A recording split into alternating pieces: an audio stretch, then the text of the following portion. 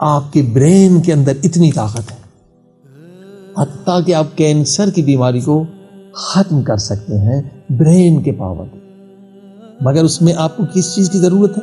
Meditation کی ضرورت ہے۔ میڈیٹیشن کیا ہے؟ ایک نقطے پر اپنے دماغ کو مرکوز کرنا، فوکس کرنا، ایک نقطے پر بس اللہ کا کوئی نام لے لو۔ آپ دیکھیے کس نے سکھایا ہے؟ دعائے کمیل میں مولا علی نے سکھایا، یا رب یا رب یا رب یا رب۔ پھر دعا ابی حمزہ صومالی میں، یہ میڈیٹیشن اہل بیت نے سکھائی ہے ہمیں۔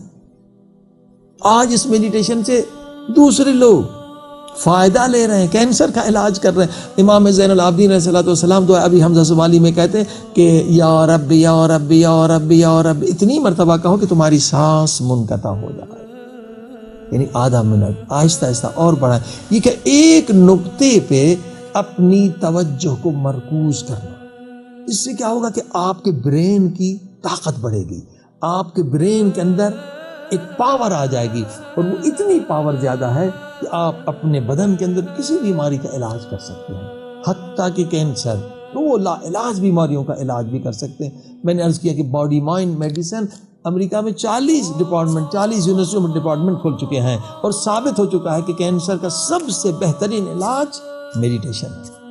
اب یہ میڈیٹیشن کیا ہے؟ نماز کیا ہے؟ نماز بہترین میڈیٹیشن ہے، مگر ہم عمل نہیں کرتے۔ نماز پڑھتے ہیں مگر حضور پاک نے کہا 2 رکعت نماز توجہ سے پڑھو، جنت کا میں ذمہ دار ہوں، مگر ہم اکثر نماز بغیر توجہ کے۔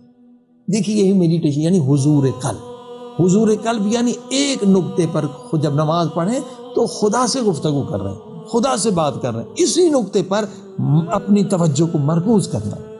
اس کے کتنے فوائد، بے پناہ فوائد۔ آج سائنس سے ثابت ہو چکا ہے کہ اگر آپ میڈیٹیشن کریں، یعنی ایک نقطے پر توجہ کو مرکوز کریں۔ اب یہ لوگ جو ہیں دنیا دار، وہ کیا فضولی میڈیٹیشن کرتے ہیں، بھئی اپنے سانس پہ توجہ کریں کہ سانس میری نکل رہی ہے۔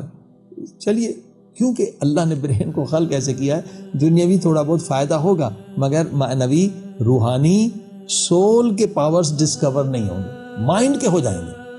وہ بھی ایک محدود کہ اگر سانس میری نکل رہی اس کی طرف میں مرکوز کروں توجہ کو، جو بدھسٹ لوگ بعض لوگ کرتے ہیں، تو مائنڈ کے کچھ پاورز ڈسکور آپ کر لیں گے، معلوم ہو جائیں گے، لیکن معنوی روحانی طور پہ نہیں، سارے پاورز بھی نہیں ہوں گے۔